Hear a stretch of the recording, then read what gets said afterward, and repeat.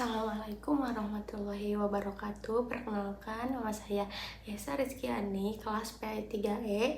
Di sini saya akan membuat video tentang manajemen boarding school system.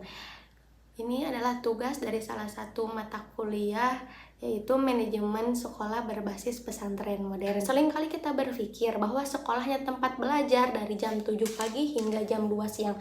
Namun, sistem boarding school menawarkan sesuatu yang lebih jauh dari itu.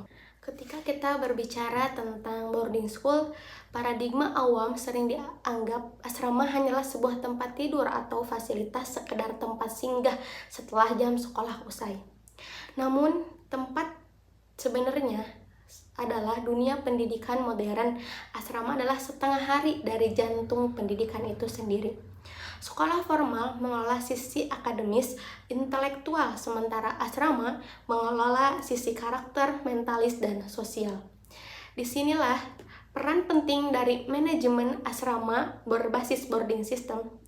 Manajemen asrama bukan hanya sekedar urusan kebersihan kamar atau keamanan gerbang, melainkan sebuah tata kelola strategis yang mengintegrasikan seluruh sumber daya untuk menciptakan ekosistem hidup dan belajar yang holistik selama 24 jam penuh. Baik, hari ini kita akan membedah bagaimana manajemen ini bekerja melalui 4 pilar utama. Pertama, yaitu manajemen sumber daya manusia dan pengasuhan pengganti. Pilar pertama yang paling krusial adalah manajemen sumber daya manusia. Di dalam sistem asrama berlaku sistem hukum in loco parenting, yaitu berarti staf asrama bertindak sebagai pengganti orang tua kandung secara sepenuhnya. Oleh karena itu, struktur organisasi asrama tidak boleh diisi secara sembarangan, karena akan menimbulkan banyak ketidaksamaan dalam pengasuhan tersebut. Manajemen harus memastikan adanya pembagian peran yang jelas.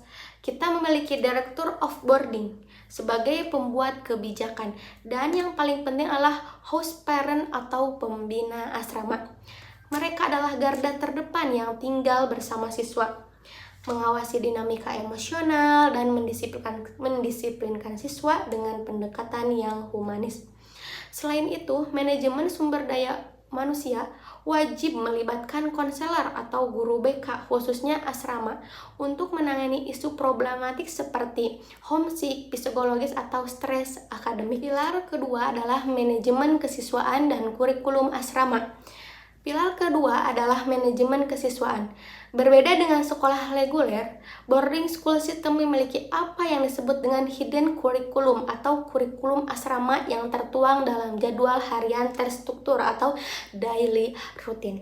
Manajemen mengatur waktu secara presisi dari jam 4 atau jam 5 pagi hingga jam 10 malam.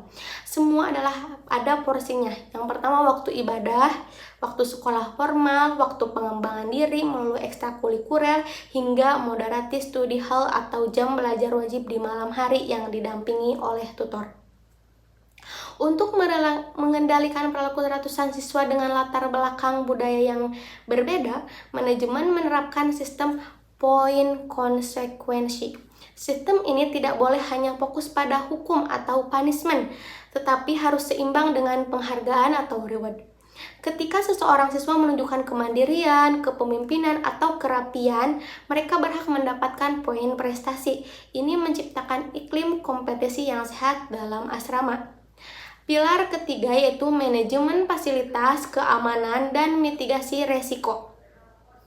Pilar ketiga berpijak pada aspek fisik, yaitu manajemen fasilitas dan sarana prasarana. Kenyamanan, keamanan adalah harga mati yang tidak bisa ditawar dengan manajemen asrama. Yang pertama, terkait zonasi keamanan. Manajemen harus menerapkan pemisahan mutlak secara geografis dan akses antara asrama dan asrama putra dan asrama putri, serta membatasi ketat akses interaksi dari pihak luar demi keselamatan siswa.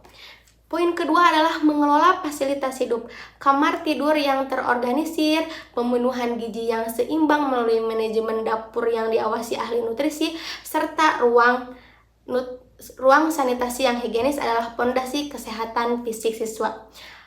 Poin yang ketiga adalah Yang sering terlupakan adalah SOP mitigasi resiko.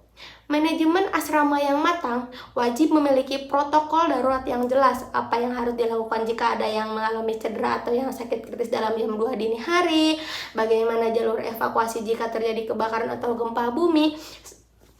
Semua staf dan siswa harus dilatih secara berkala untuk menghadapi skenario terburuk ini. Pilar keempat adalah manajemen komunikasi sinergis. Pilar terakhir adalah manajemen komunikasi, yaitu menjembatani jarak psikologis antara pihak sekolah, anak, dan orang tua di rumah. Menyerahkan anak ke asrama bukan berarti memutus hubungan keluarga. Manajemen asrama boarding memanfaatkan teknologi melalui sistem informasi asrama terpadu. Yang pertama, melalui aplikasi atau laporan berkala. Orang tua dapat memantau perkembangan karakter anak secara real time melalui catatan keseharian, kedisiplinan ibadah, hingga pelanggaran aturan. Selain itu, manajemen harus memiliki aturan yang jelas mengenai manajemen gadget. Penggunaan gadget diatur secara ketat agar siswa fokus dan interaksi sosial nyata belajar di asrama. Namun, tetap diberikan waktu khusus yang terjadwal untuk berkomunikasi dengan orang tua guna menjaga kedekatan emosional keluarga.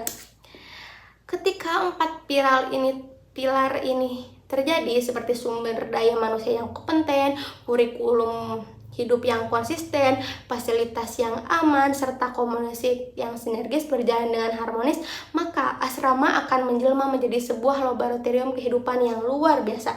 Sistem ini tidak hanya melahirkan siswa yang cerdas secara akademis, tetapi juga mencetak generasi yang mandiri, teguh, toleran, dan siap menjadi pemimpin masa depan. Itulah pemaparan materi dari saya yang berjudul Asrama Berbasis Boarding School System. Terima kasih atas perhatian Anda. Mohon maaf bila banyak kesalahan. Sekian yang bisa saya sampaikan. Wassalamualaikum warahmatullahi wabarakatuh.